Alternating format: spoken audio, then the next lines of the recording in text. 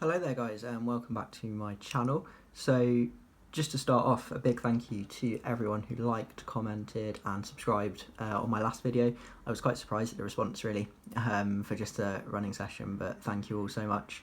So we're going to do a new video today, and this is something which you guys requested over on my Instagram. We'll be doing a little Meet the Fleet series and just give you a little bit of information about them at the same time. So let's get into it. Okay, so the first loco we're going to be looking at is my Class 08 by Bachmann in this very vibrant DB livery. It's a fairly recent addition to the layout, and I got this because obviously with it being quite a small layout, I don't have a lot of space for large engines, so I thought Class 8 never really looks out of place and is a good little addition. So as I said, this is a Bachmann model. It's DCC fitted. And it's got some lovely detail on it actually, separately fitted handrails, piping around the front, sprung buffers, etc. I've had two Hornby Class 08s in the past, in Serco and First Great Western livery, and I do think the Hornby model is a slightly better model than this Bachmann one, but it still is a really nice model for my layout.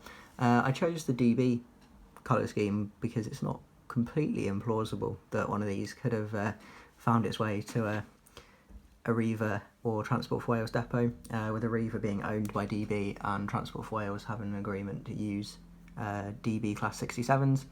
So I thought it's just a nice little model to have to shunt around some Mark IIIs or a couple of engineers' wagons that may find themselves stabled at the depot.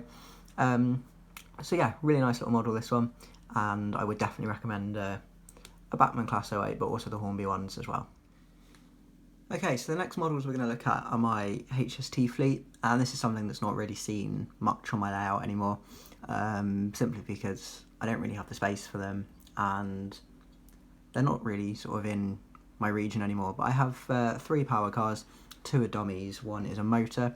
They've all had some sort of work done to them, so you can see they've got two GWR ones here.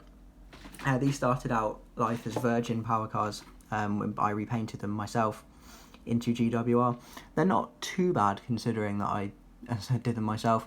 There are some livery inaccuracies sort of around the cab roof. I think the green should extend up a little bit and more along the top, but they look the part, and they're not too bad. Also the yellow on the front end hasn't been done great, but I wasn't using very good masking tape for that, so not great. So we've got 43187 here in the Welshman branding, which is obviously with the layout being set in Wales is quite fitting.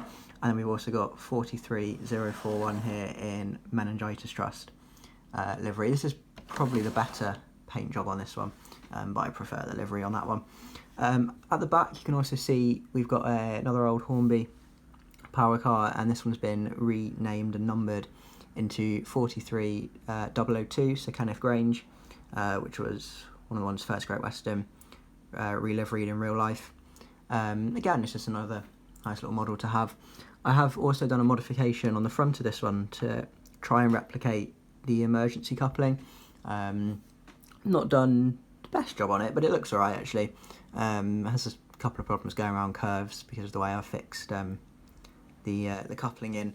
It's something I'm going to look at again at some point, but again, it's something quite unique to have parked up in a siding or being dragged around by a Class 08.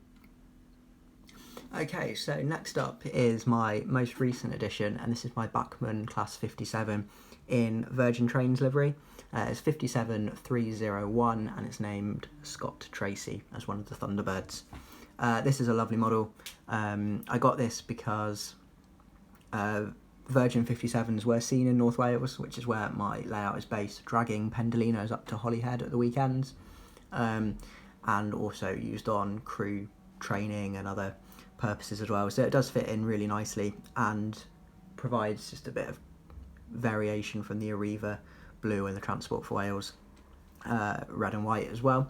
The Bachmann 57 is a lovely model. Again, this is DCC fitted. It's got directional lighting, as you can see on the front there, sprung buffers and a lot of separately fitted detail. I had a GWR one of these before, and again, it's a lovely model. I would thoroughly recommend the Bachmann Class 57. The only thing with this model is it's not the version with the donor coupler on the front, but I picked this up at a really good price on eBay, so I can't really complain, and it may be something that I swap around later on. But I do want to possibly get a part of a pendolino, which this can drag around my layout, so that could be quite another interesting project to do. But okay, so that's the 57. Okay, so next up is probably what most of you people want to see, and it's my resprayed Class 67 into Transport for Wales. This was done by Ben's Resprays. It wasn't done for me. It was originally done and bought by David Jones over at Cottesmore. If you've not seen his channel, go and check him out. And Dave and myself decided to swap Class 67, so he got my EWS one and I got the Transport for Wales liveried one. Both 67s I've had have been absolutely lovely runners, really good detail, especially on the front end and sort of the underframe as well. Model's got directional lighting, as you can see, on both ends. Yes, obviously this is a really unique model to own. I'm not entirely happy with the livery, I guess with resprays, as we've seen already, that they're not always perfect, but for a professional job, I guess I was sort of hoping for something a little bit better than what we got with this model. You can probably see there is some paint missing on the front there. That actually came away in transit, so that's just an accident. That sort of stuff can happen, and again, it's an easy fix. But there are a couple of other issues. As you can see, there's quite a few like handling marks along the side of the body, which were there when I received it, and a few other issues as well. There was a lot of overspray on the black bogies here. They were almost grey in places, where obviously the grey stripes been painted along the bottom. I have now fixed them with just some black spray paint, but I feel for a professional job that's not really something you would expect. The same with the wheels underneath as well. I had quite a few problems when I first got this with the wheels, because they're covered in paint in some places. The pickups aren't great, so again, that's something I've had to sort out. Again, all these issues aren't, unsolvable, but for a professional job, which is priced quite highly if you were to buy it sort of as new, you don't really expect those sort of issues to happen. So I haven't fully decided what I'm going to be doing with this model yet. It may be something that I sell on, as I'm sure Hornby might release a factory version at some point, but it's still a nice, unique model to own. Okay, so next up, while I got the 67 here, is my Transport for Wales DVT, numbered 82229. This is the old Hornby moulding, so the detail on it isn't great. As you can see, it's not got fitted lights, and some of the bogie detail isn't great either. The front end has been detailed up by myself. You can probably see that I've added quite a few pieces of pipework and some other details as well, just to make it look a little bit better. But yeah, this is a resprayed model. This was done for me by my brother with his airbrush, and it's come out really nicely actually. Again, it's nice to now have a 67 to run it around with, and this top siding here is designed for a 67 and DVT to fit into.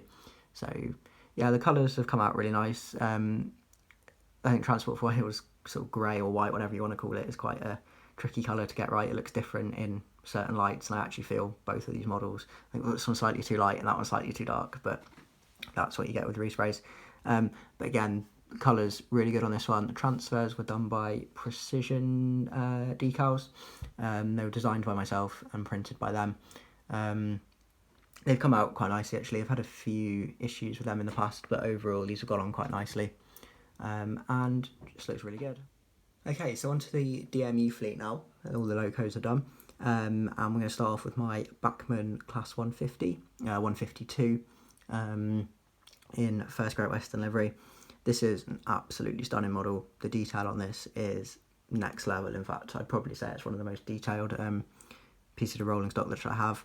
It's one of my favourite DMUs, which I own as well. It's DCC fitted. You can see there's directional lighting on both. Just haven't got this one. There's a power connector that goes between the two, so obviously this one's not got the lights on at the moment, but it's also got interior lighting, which is a nice touch as well. Yeah, so I haven't got rid of this model, even though it's sort of out of region. It was a birthday present from family, so it's got some quite sentimental meaning, this one, so I don't think it'll be going anywhere soon. One thing I have thought about is getting some Arriva bodies for it. Bachmann supply, or can supply, the bodies in the new Arriva trains scheme, and I thought that would be quite nice. And then I get to keep the model but run it around in different sort of looks as well, so that might be something I do in the future.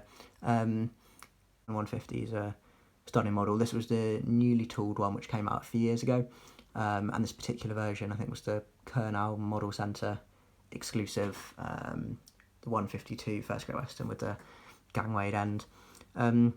That's all there is to say about this model, really. Okay, so next up is my first of my 153s. This one is the standard Hornby release in the revised Arriva Trains Wales livery. The Hornby 153s are a stunning model. They've got some really good detail. The only thing that lets them down, unfortunately, is the motor, and they're really, really bad at slow speed running, which isn't a problem if you've got a long sort of continuous run, but on a small depot layout like this, it can be very sort of juttery and jolty, and you may have seen that in my last running session video. But yeah, so that does let them down slightly, but the detail is still really good. You can see you've got directional lighting on both ends, a little bit of a delay, but there we go. And there is a full interior as well. Again, with the 150, I've not added passengers or anything, simply because the majority of my layouts over the years have been depot ones, and it'll probably stay like that, to be honest. But it's a really nice model, and obviously being the 153, it's only one coach, so it fits. I can fit, well, all three of my sidings here can fit a 153 in, which is quite handy. I do like the 153s in real life as well. The only modification I've done to this one is I've just painted the snowplows. The Hornby release, they came as yellow, but on the Arriva version in real life, they are sort of more of a grey black. I think those are actually a bit too light. I was doing something else with the paint and just thought I'd do these at the same time, so I'll probably darken them up or weather them up at some point, but it looks a little bit more realistic than the bright yellow ones. Again, this is DCC fitted, and as I said, it doesn't run as bad as ones I've had in the past, but it's not the best runner, unfortunately. But that's the only negative thing I can say about the 153, really. We'll move on to showing you my next one now. Okay, so the final DMU which I've got is this Bachmann 158 in Arriva Trains Wales livery. This is the older tooling, so there's been a lot of talk of Bachmann 158s recently, but this is the older version, so it's quite dated in places, but it does still give a good representation of a 158, and obviously Bachmann have not announced or released a 158 in any Welsh operator scheme so far, so if you want a 158 and don't want to respray it, this will have to do. I picked this up really cheap on eBay last year, which is why I got it. It's a little bit too big for this micro layout, unfortunately, a bit like the 150. But again, when I get my main station layout sorted, it will feature a lot more. It has been DCC fitted. It wasn't DCC ready to start off with, so it had to be sent. I got it sent away to have chips hardwired into it, but it does have directional lighting, as you can see on the power car here. Obviously it is quite, the lighting isn't as you would expect on newer models. It's got quite big LEDs in, and they're not entirely realistic with the formation of them, but it still looks the part. The colour scheme is really good. You can see some sort of an interior, but again you can also see the motor at the same time, so it's not the best in that respect, but I do love the 158s, both in real life, so I did want to model of one. Okay guys, and that's it for today. So I do also have some freight wagons as well, but there's not really much interest in those, so I'm not going to go through all of them. So yeah, that's it for my Meet the Fleet. Let me know what you thought in the comments below and what you might want to see next time. So I hope you enjoyed the video. If you've got any questions, comments, or do leave them down below. Make sure you also subscribe and go and check me out on Instagram as well at Matt's Model Railways. So take care, thanks for watching, goodbye.